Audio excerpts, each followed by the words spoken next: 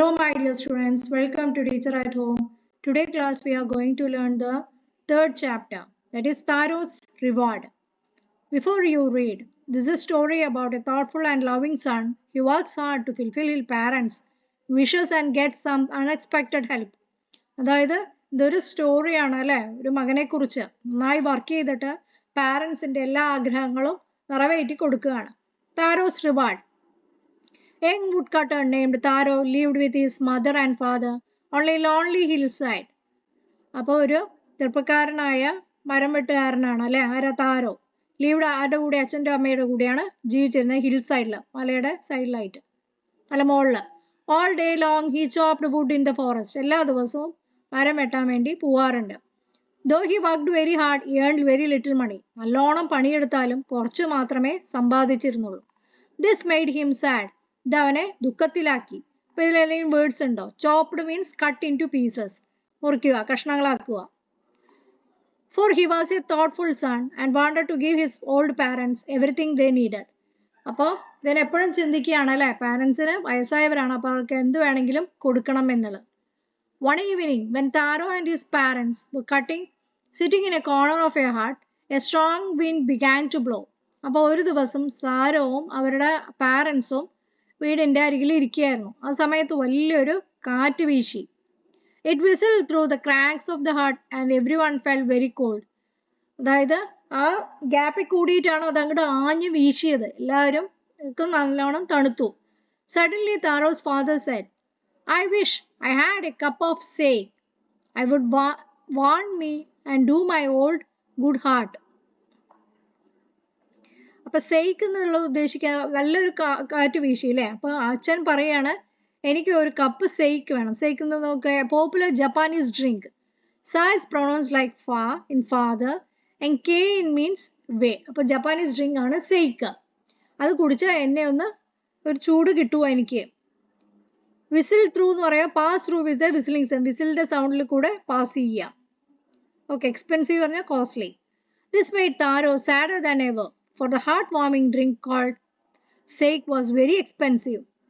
അപ്പോൾ ഇത് കേട്ടപ്പോൾ താരോന് സങ്കടം വന്നു. കാരണം എന്താ, ഈ ഡ്രിങ്ക് നല്ലോണം ചെലവ് കൂടിയതാണ്. He asked himself, how do I get a little sake for my poor old father? എങ്ങനെയാണ് ഞാൻ എൻ്റെ അച്ഛന് ഈ ഒരു സേക്ക് വാങ്ങിച്ചു കൊടുക്കുക? He decided to work harder than before. അവൻ മുമ്പിലത്തേക്കാളും കുറച്ചുകൂടെ ഹാർഡായിട്ട് വർക്ക് ചെയ്യാൻ തുടങ്ങി.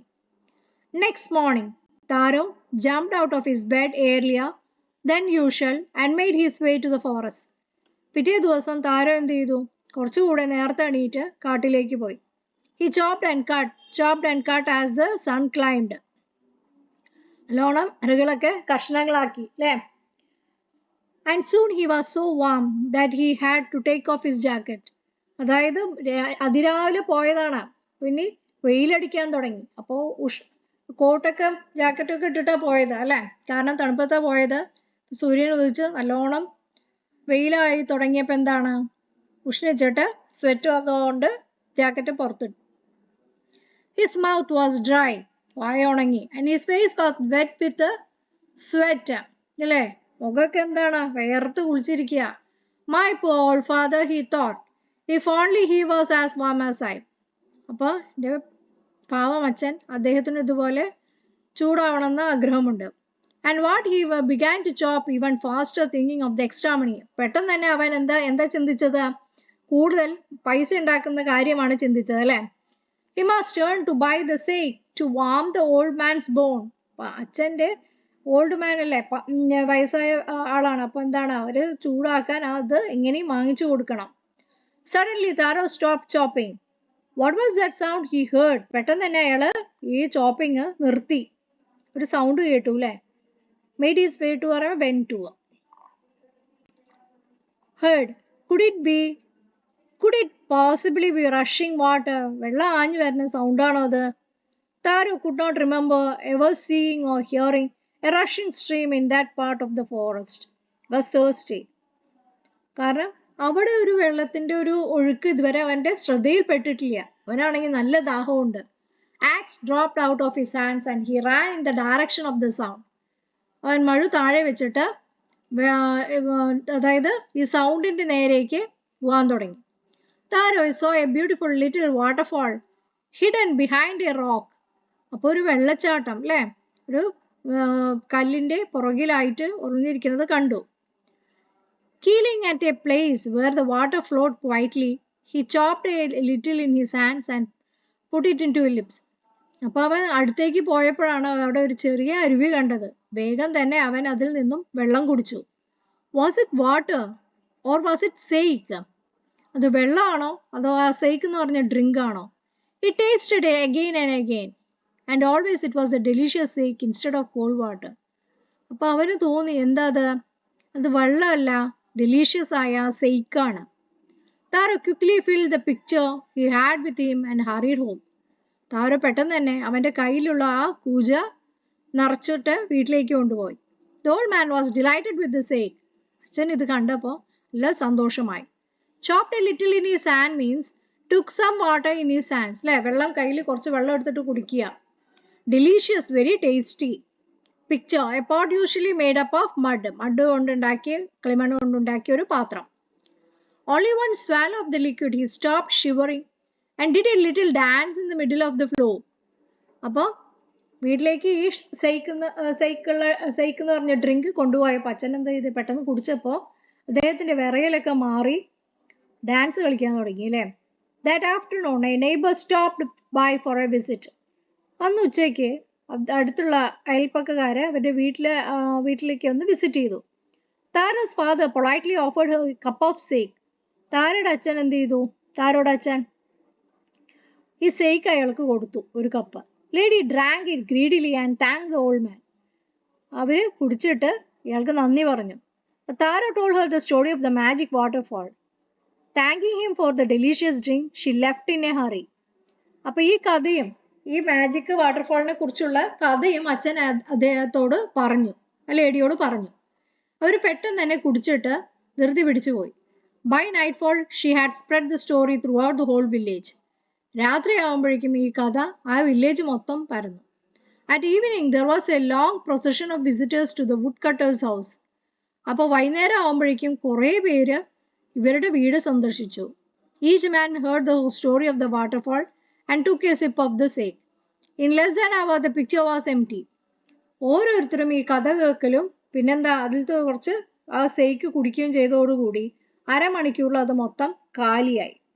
Greedily as if desiring more and more. കുറച്ചുകൂടെ നേടാനുള്ള ആഗ്രഹം. Next morning, Taro started for work even earlier than the morning before.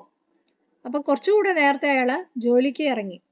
He carried with him the largest picture he owned. അപ്പോൾ അവൻ ഈ പ്രാവശ്യം എടുത്തത് അവൻ്റെ കയ്യിൽ ഉള്ളതിലെ ഏറ്റവും വലിയ കൂജയാണ് എടുത്തത്. For he intended first of all to go to the waterfall. ആദ്യം തന്നെ അവർ intended means planned. വാട്ടർഫോള് വെള്ളച്ചാട്ടം കാണാൻ വേണ്ടി പോയി. When he reached it, he found it to his great surprise all his neighbors there. അപ്പോൾ അവിടെ എത്തിയപ്പോൾ അയാളുടെ അതിശയത്തിന് എന്താണ്, അയൽക്കാരെയൊക്കെ കണ്ടു. They were carrying pictures, jars, buckets. അവരൊക്കെ എന്തൊക്കെയാ കൂജയും ജാറും ബക്കറ്റും ഒക്കെ കൊണ്ടുവന്നുണ്ട്. Anything they could find to hold the magic shake. Magic shake കൊണ്ടുപോകാനുള്ള ഇതാണ് അവർ കൊണ്ടുവന്നിരിക്കുന്നത് അല്ലേ, vessels. One villager knelt and held his mouth under the waterfall to drink. He drank again and again and then shouted angrily, "Water, nothing but water." Others also tried. But there was no shake, only cold water. ഷേക്കല്ല, അതെന്താണ്, വെറും വെള്ളം മാത്രമായിരുന്നു. We have been tricked. ഞങ്ങളെ പറ്റിച്ചതാണ് അല്ലേ. Tricked means deceived. Shouted the villagers. ഗ്രാമവാസികളൊക്കെ പറഞ്ഞു. Where is Taro? Taro എവിടെ? Let us drown him to waterfall. അവരെ ഈ വെള്ളച്ചാട്ടത്തിൽ ഒഴുക്കി വിടണം. But Taro had been wise enough to slip behind a rock when he saw how things were going. അപ്പോൾ അവൻ ഒരു കല്ലിൻ്റെ പുറകിൽ ഇങ്ങനെ ഒളിഞ്ഞിരിക്കുന്നുണ്ടായിരുന്നു. He was nowhere to be found. അവനെ ആർക്കും കണ്ടുപിടിക്കാൻ പറ്റിയില്ല. Muttering their anger and disappointment, the villagers left the place one by one. അപ്പോൾ ദേഷ്യം കൊണ്ടും പെരുവെറുത്തിട്ട് അവരെ ഓരോരുത്തരായിട്ട് എന്താണ് ഇത് കിട്ടാത്തപ്പോൾ ആകെ അവർക്ക് വിഷമായി അല്ലേ. ഓരോരുത്തരായിട്ട് ആ പ്ലേസ് വിട്ടുപോയി. Was it true? He wondered. Was the shake a dream? അത് സത്യമായിരുന്നോ അതോ ഒരു സ്വപ്നമായിരുന്നോ? Once more, he caught a little liquid in his hand and put into lips. It was the same fine sake. അപ്പൊ അവരെല്ലാം പോയ ശേഷം ഇയാൾ എന്ത് ചെയ്തു? ഒന്നും കൂടെ ആ വെള്ളം ഒന്ന് കുടിച്ചു നോക്കി. അപ്പൊ എന്താ? സെയ്ക്കാണ് actually. To the thoughtful Zan, the magic waterfall gave the delicious sake. To everyone else, it gave only cold water. Muttering means speaking unclearly. അതായത് അയാൾക്ക് മാത്രമേ ഈ സെയ്ക്ക് ലഭിച്ചുള്ളൂ, ബാക്കിയുള്ളവർക്കൊക്കെ പച്ചവെള്ളമാണ്. The story of Taro and his magic waterfall reached the emperor of Japan. അപ്പോൾ ഈ താരോടെയും magic വാട്ടർഫോളിന്റെയും കഥ രാജാവിന്റെ അടുത്തും എത്തി. He sent for the young woodcutter. അവർ ഈ വുഡ്കട്ടറിനെ അന്വേഷിച്ചു പോയി. And rewarded him with the 20 pieces of gold for having been so good and kind. അപ്പോൾ അവരെന്താണ് റിവാർഡ് കൊടുത്തു അല്ലേ? 20 pieces of gold കൊടുത്തു. Then he named the most beautiful fountain in the city after Taro. അപ്പോൾ ഏറ്റവും വലിയ വെള്ളച്ചാട്ടത്തിന്, നല്ല ഭംഗിയുള്ള വെള്ളച്ചാട്ടത്തിന് താരോ എന്ന പേര് നൽകി. This said the emperor was to encourage all children to honor. എന്തിനു വേണ്ടിയിട്ടാണ്? നല്ലോണം പാരൻസിനെ ബഹുമാനിക്കാനും അവരെ ശുശ്രൂഷിക്കാൻ വേണ്ടിയിട്ടാണ് രാജാവ് ആ ഒരു വെള്ളച്ചാട്ടത്തിന് ഈ ഒരു പേര് നൽകിയത്. This is a Japanese story that is being retold. Okay, so that's all about this chapter. If you are interested, please do like, share and subscribe my channel. Question answers will be discussed in the part 2. Okay, thank you.